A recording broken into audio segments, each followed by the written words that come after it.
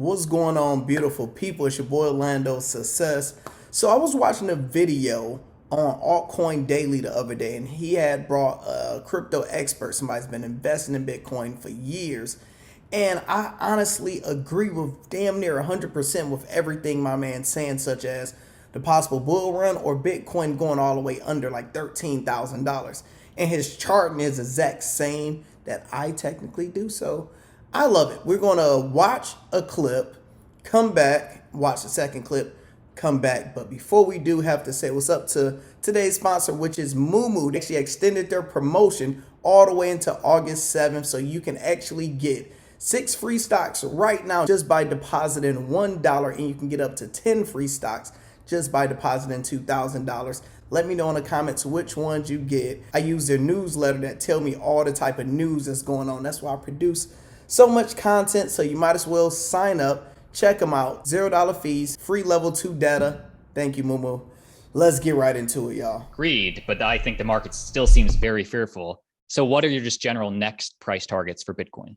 Yeah, so if you don't mind, I'll show my chart. We can kind of go over some things here. Do it. So what we have here, and again, this is the beauty of it, right? Is that it's no coincidence that Bitcoin found a bottom right around that 2017 high. Technically speaking, that is a major retrace. Basically, you had the breakout right here, and then the big long up and downs, and then we came back to settle in. So in the short term, that was support. It was kind of one of those easier calls for me to say, yeah, it's going to bounce. Even in spite of what happened to Voyager and Celsius with the bankruptcies, it's still, there was so much negativity that it's hard for me when there's that much negativity to not be slightly positive and bullish. I've just trained my mind to start kind of being a contrarian.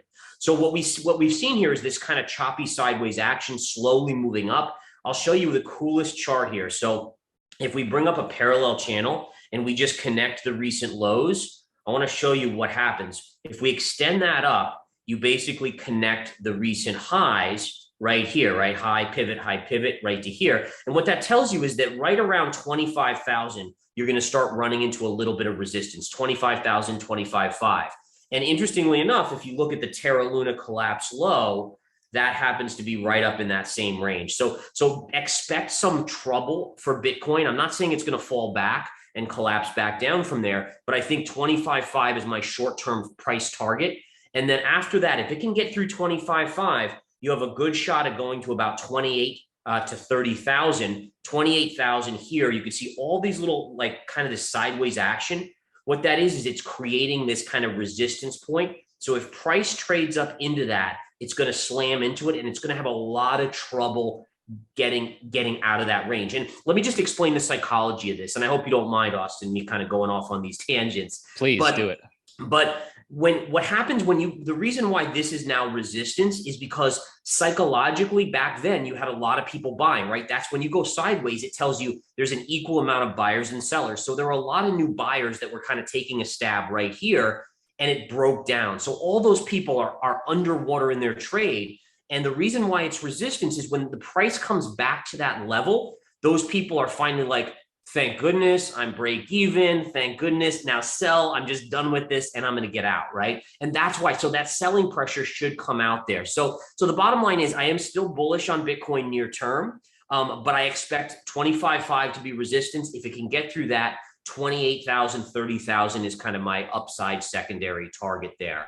Shout out to that brother right there. I didn't realize I didn't have my mic on, but probably sound a little bit better now.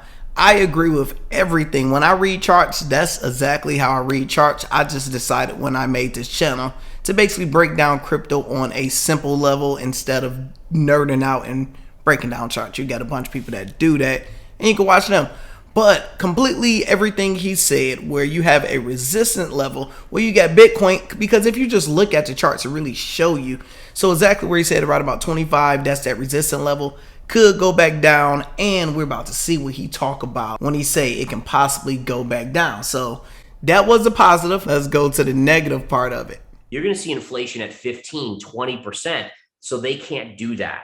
And so how do they save the economy? And if Bitcoin is still a risk asset, if the NASDAQ collapses, if the S&P collapses, I think, again, Bitcoin has one more leg down to probably around 12 to 13,000. So my 6 to 12 month target is one more leg lower. Then a bottom is put in. And then I think the next great bull run starts probably in late 2023. And then again, you're looking at easy 100,000, maybe above.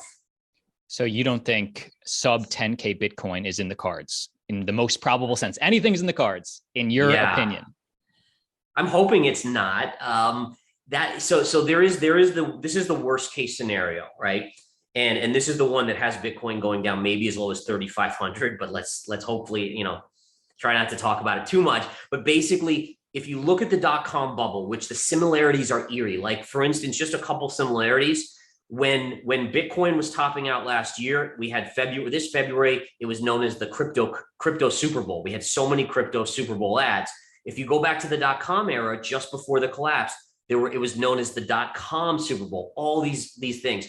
The market caps, 3.1 trillion at the highs for Bitcoin and crypto, 2.9 trillion for .coms. The same sort of things are replicating. And the reason I bring that up is that if Amazon was $112 stock back then, it collapsed to about $6 during the .com bubble. Then it went to 3,500. So think about the X times from $6 to 3,500. If Bitcoin drops that amount, it puts it at about the 3,500 marker. So that would be a worst case scenario. I don't think anyone wants to see that, but that would be the absolute washout of the crypto space, which I think you would agree, Austin, is you almost need to see some sort of washout, because how does a space work with 20,000 cryptocurrencies? I just don't know. It just seems like too much for me. Man, oh man. So if you've been watching my channel, my Bitcoin prediction to 100K completely has been at the end of 2023, you're going to finally see a rally. And I said March with 24, we're going to say in March, that's when you're going to finally see Bitcoin over 100,000. Because once it get close to that 67,000, that all-time high, it's going to shoot through it and completely go crazy. So unfortunately, no, you're not going to see 100,000 this year. No, you're not going to see it next year. But in 2024, that is the year. So this is just nothing but opportunity and time to be buying. Let me know what y'all thoughts in the comments. Do you agree with that, brother? Do you disagree? The full interview will be linked in the comments below. And if you guys are not signed up with Moomoo, all you have to do is click the top comment that I have pinned up there. Get signed up, put in your deposit. Let me know what you like best about the company. Talk to you guys soon.